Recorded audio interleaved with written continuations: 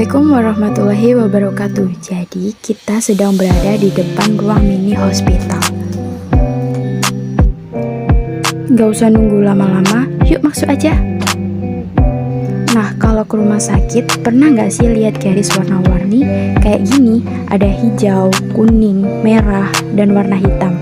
Yuk langsung ikutin aja.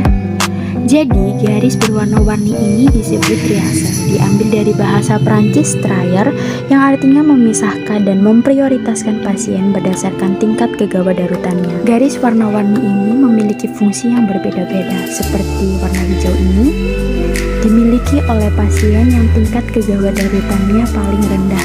Contohnya pasien yang datang dengan keluhan batuk, pilek, pusing, demam, dan sebagainya. Dan dapat juga dilihat pasien menggunakan gelang berwarna hijau seperti ini. Selanjutnya, garis berwarna kuning. Garis warna kuning ini dimiliki oleh pasien yang tingkat kegawat daruratannya menengah. Contohnya pada pasien dengan keluhan fraktur atau patah tulang, serangan asma akut atau kejang. Dan dapat dilihat pasien juga menggunakan gelang berwarna kuning. Nah, selanjutnya adalah garis berwarna merah.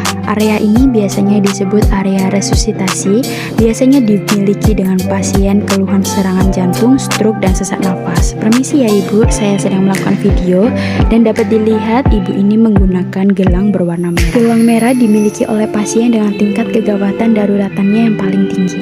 Dan selanjutnya ada gelang berwarna hitam. Yuk kita lihat. Garis dengan warna hitam diperuntukkan pada pasien yang datang ke IGD namun sudah meninggal atau dia gagal diresusitasi. Biasanya pasien ini diletakkan pada ruangan khusus seperti ini dan dapat dilihat juga bahwa pasien mengenakan gelang berwarna hitam.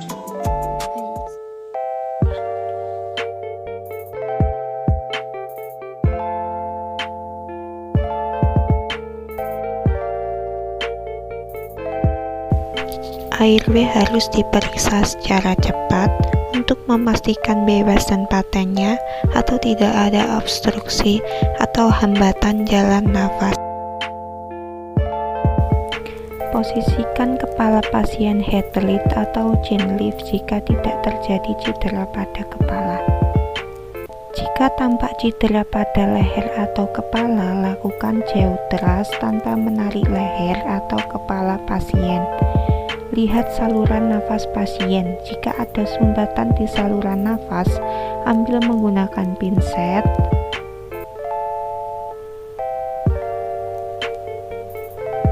Lalu ambil sumbatan tersebut dan letakkan pada bengkok.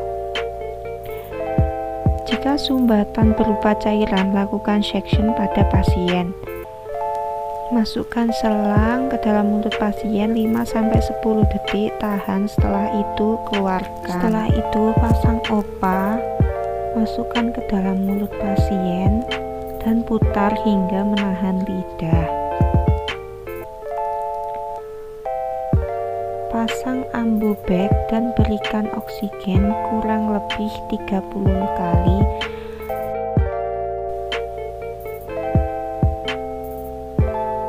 Setelah itu lepas OPA, cek saturasi oksigen.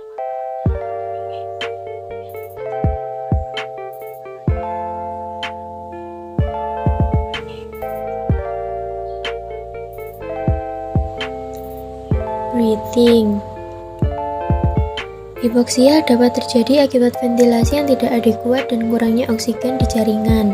Setelah dibebaskan airway, kualitas dan kuantitas ventilasi harus segera dievaluasi dengan cara lihat, dengar, dan rasakan. Jika tidak bernafas, maka segera berikan ventilasi buatan. Berikut adalah alat dan bahan yang dibutuhkan. Yang pertama ada oximeter, masker oksigen, stetoskop, tabung oksigen, serta handscoon.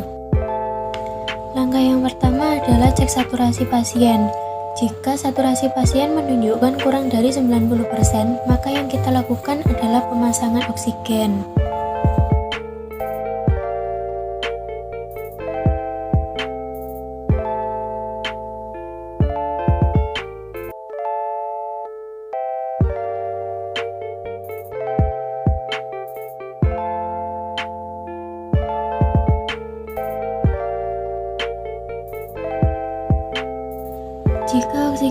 sudah terpasang. Setelah itu kaji kembali saturasi oksigen menggunakan oximeter.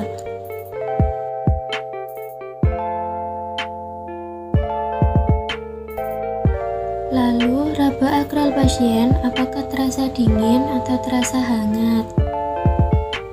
Setelah itu, cek capillary refill time pada kuku pasien kurang dari 2 detik atau lebih dari 2 detik. Kemudian, lakukan pemeriksaan inspeksi, auskultasi, perkusi, dan palpasi. Inspeksi, kita lihat pergerakan parenkim pada dinding dada saat pasien bernafas. Yang kedua, auskultasi, yang selanjutnya perkusi dan palpasi. Bila terjadi tension pneumotoraks, lakukan needle compression pada mid axilla anterior. Dan bila terjadi open pneumotoraks, maka lakukan pemasangan kasa eksklusif. Setelah itu, kaji kembali dan evaluasi.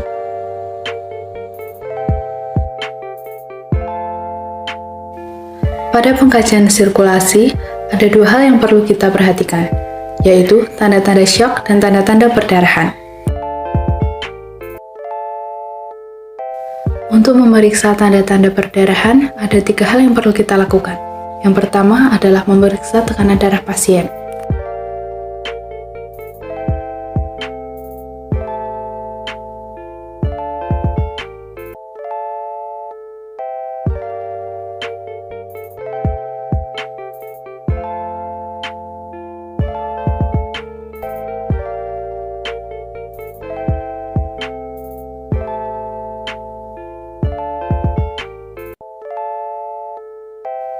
Yang kedua, periksa respirasi pasien apakah bernafas atau tidak.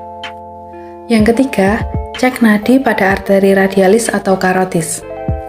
Pada perdarahan sedang cenderung berat, biasanya tekanan darah akan turun, respirasi dan nadi akan meningkat. Selanjutnya adalah memeriksa tanda-tanda syok. Yang pertama kita lakukan adalah memeriksa wajah pasien apakah pucat atau tidak. Yang kedua, raba akral pasien apakah teraba dingin atau tidak. Serta periksa ujung-ujung kuku apakah terdapat kebiruan atau sianosis. Periksa juga akral pada kaki apakah teraba dingin atau tidak.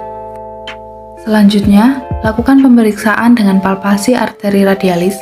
Apabila nadi teraba lemah, lakukan pada arteri karotis. Selanjutnya, cek adanya perdarahan dari seluruh tubuh. Apabila terdapat perdarahan, lakukan 3T, yaitu tutup, tekan, dan tinggikan. Selamat datang pada video simulasi bantuan hidup dasar. Kasus kematian akibat henti jantung atau sudden cardiac death merupakan pembunuh nomor 1 di dunia. Penyakit tersebut menyerang secara tiba-tiba dan bisa mengakibatkan kematian apabila tidak dilakukan tindakan dengan segera. Penelitian menunjukkan 80% kasus henti jantung mendadak disebabkan oleh masalah pada koroner, 10-15% disebabkan oleh gagal jantung, 5-10% akibat penyakit jantung bawaan atau masalah pada kelistrikan jantung. 10 menit adalah waktu maksimal untuk menolong seseorang dengan henti jantung agar dapat tertolong. Aspek dasar pertolongan pada henti jantung adalah bantuan hidup dasar atau BHD, dimulai dari DRS-CAB, yaitu Danger, Respond, Shout for Help, Circulation, Airway, dan Breathing. Danger. Pada saat tiba di tempat kejadian, kenali dan pelajari segala situasi dan potensi bahaya yang ada. Sebelum melakukan pertolongan, pastikan keadaan aman bagi si penolong.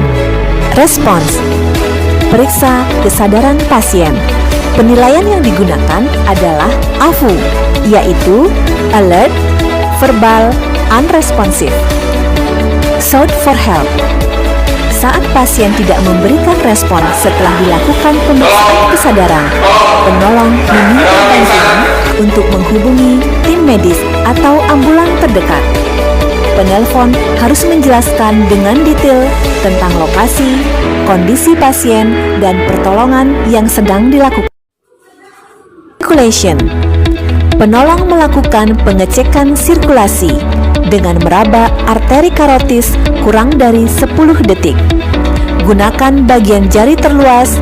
Rasakan denyut nadi karotis di bagian lateral leher. Saat tidak dirasakan denyut nadi, lakukan tindakan resusitasi jantung. Pertama, penolong memastikan dada korban terbebas dari halangan seperti pakaian untuk meyakinkan penempatan tangan saat melakukan resusitasi jantung, yaitu di tengah-tengah tulang dada serta dapat melihat pengembangan atau rekoil.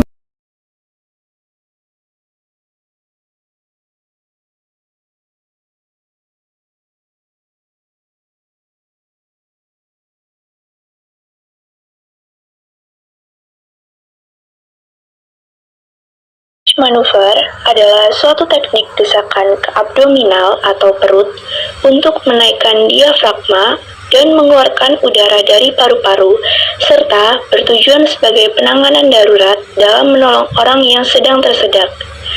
Upaya ini akan mengeluarkan benda asing yang menyumbat saluran pernafasan.